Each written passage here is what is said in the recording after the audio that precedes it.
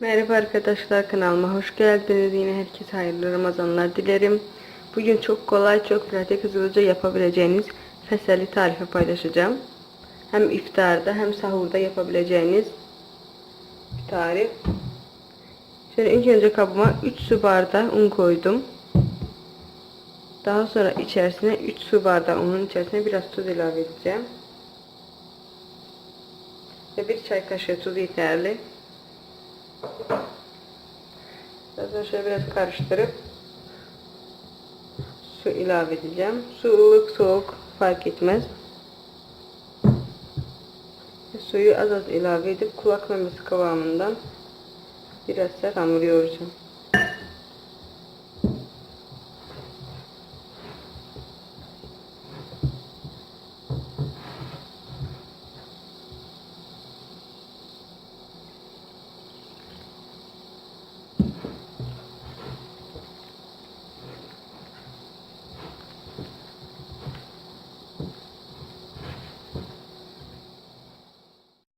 Bir su bardağından şu içerisine biraz su kaldı. Daha da o su ilave etmedim. Hamurumu güzelce yoğuracağım. Şöyle kulak memesinden biraz sert, ne çok sert, ne çok cıvık.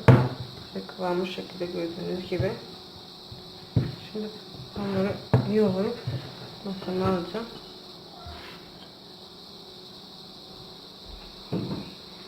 Ve hamuru masamda şöyle biraz elimle yoğurup daha sonra bezeleri ayıracağım.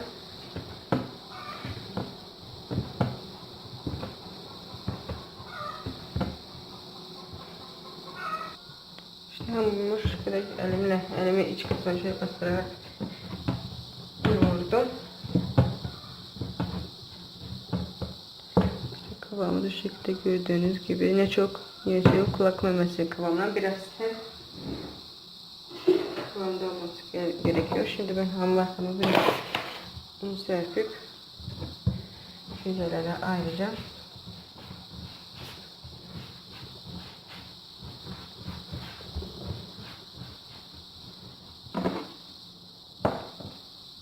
Küçük küçük bezeler yapacağım. Çok da büyük olmasın.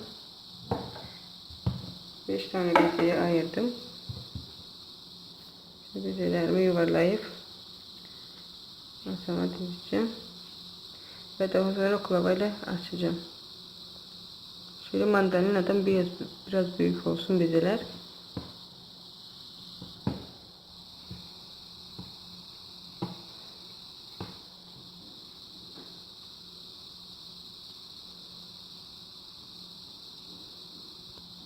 Bezelerimi yuvarlak yaptım. Şimdi oklavayla biraz un serpip açacağım.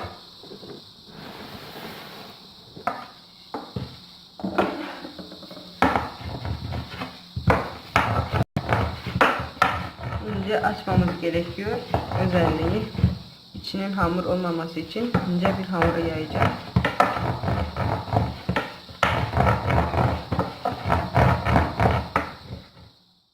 Bu şekilde gördüğünüz gibi şu büyüklükte açtım. Göstereyim. Ve ince yeterli şu kadar. Ve daha sonra şimdi içerisine sıvı yağla her tarafını yağlayacağım. Güzelce her tarafını yağlamamız gerekiyor çıtır çıtır olması için. Ben bu tarifi her zaman deneyip yaparım. Sabah kahvaltılarında çok güzel oluyor. Çocuklarım da çok severek yiyorlar. Kahvaltıda muhakkak yaparım. Bugün de hem iftara hem de sahura yapacağım. Şöyle hazır yapıp streçlerimi kapatıp üzerine kapatacağım ve buzdolabına koyacağım. Şimdi sizlere yapıp bitirdikten sonra kızartıp içini göstereceğim. Bu şekilde her tarafını güzelce sıvı yağla yağladım. Daha sonra diğer tarafını şu şekilde kapatacağım ve yine şu kısmını da sıvı yağla yağlayacağım.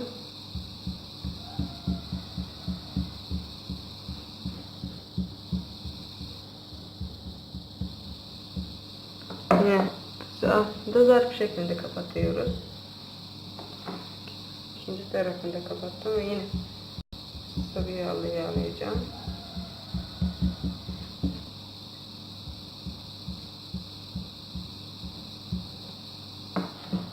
Şimdi şu kısmını şöyle kapattım. Katladığımız her katı sıvı yağla yağlamamız gerekiyor. En sonuncu katını da katladıktan sonra yine üzerine biraz sıvı yağ ilave edip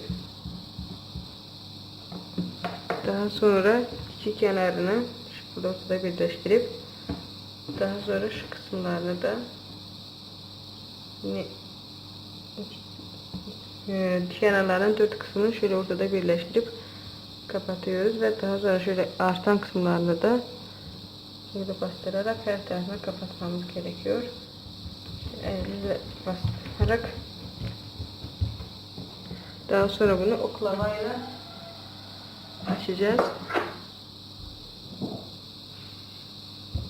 Baktıktan sonra ters çevirip oklavayla biraz tepsi büyüklüğünde açacağım. Çok da ince yapacak bir şey, birazcık açacağım.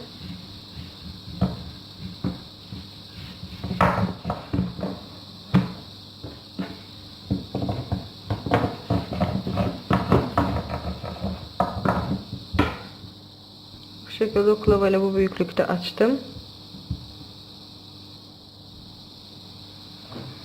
Şimdi bunu buzdolabına koyacağım. Bir tanesini kızartıp için sizlere göstereceğim. Buzdolabına koyduktan sonra istediğiniz zaman çıkarıp kızartabilirsiniz. Streçlerimi açıp üzerine koyacağım. Streçlerimi açtım, üst kısmına koydum. Zaten şöyle streçlerimle kapatacağım ve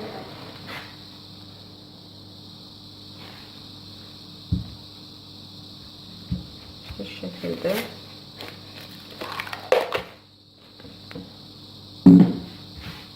kenarlarını da şöyle üzerine doğru kapatıp artık hazır. Bu şekilde artık buzdolabına koyacağım ve istediğim zaman çıkarıp kızartacağım. Ve buzdolabından çıkarttıktan sonra çatalla her tarafını delmek lazım. Çatallayacağım. Şimdi ben bunu akşam iftarda ve diğer kalanını da sahurda yapacağım.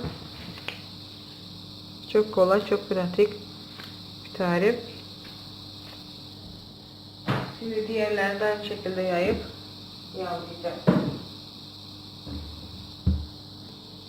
Şimdi ikinci hamurumu da yaydım. Daha sonra yine her tarafı sıvı yağla yağlayacağım.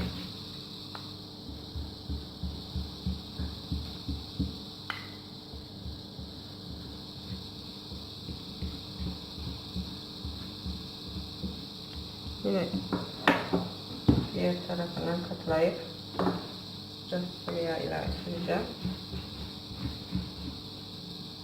Daha sonra ikinci tarafını üzerine kapatacağım. Yine fırça yardımıyla sıvı yağ üzerine sürüp kısmını kapatacağım.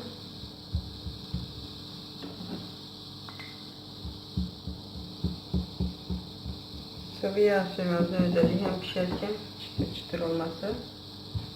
Burada sürdük. Biraz sıvı yağ süreceğim. Daha sonra şu kenarlarının dört uç kısımlarını ortada birleştireceğim. Gördüğünüz gibi daha sonra şöyle kapatıp şu kısımlarını da yine elimle sıkarak kapatıyorum. Şu şekilde oluyor. Daha sonra üzerinden bastırarak oklavayla açacağım.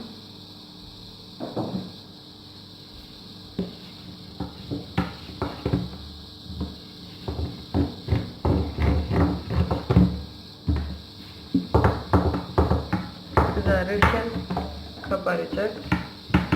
Aralarını sıvı yağla yağladığım için çıtır çıtır olacak.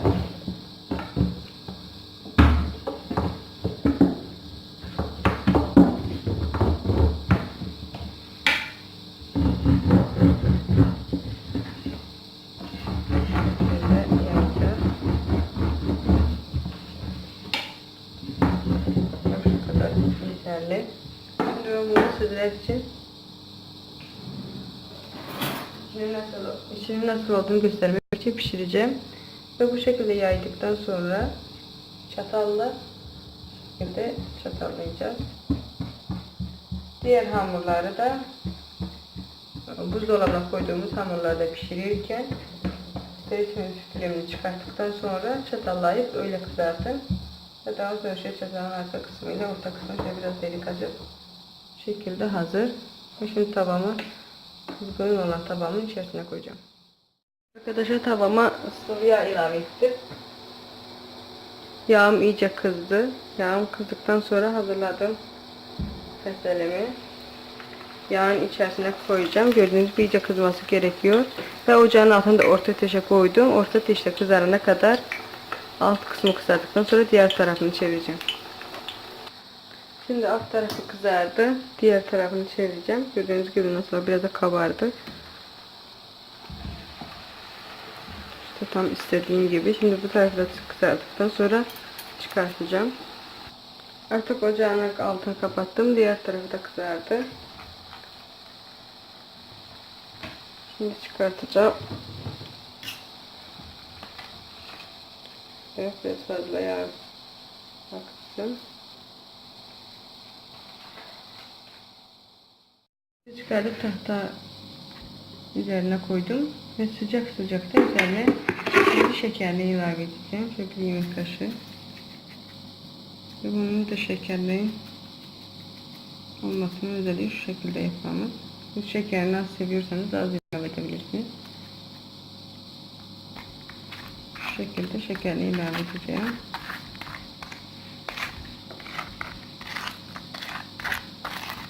Biraz bekledikten sonra doğrayıp servis edeceğim. Şimdi doğrayıp çıtalarını da sizlere duymanızı istiyorum. Gördüğünüz gibi çıtır çıtır.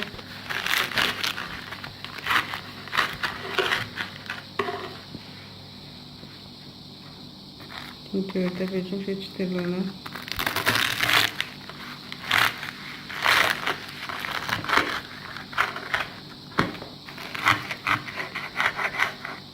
Gördüğünüz gibi mesela çıtır çıtır çıtırlıyor. Sesini de içte gördüğünüz gibi şu şekilde.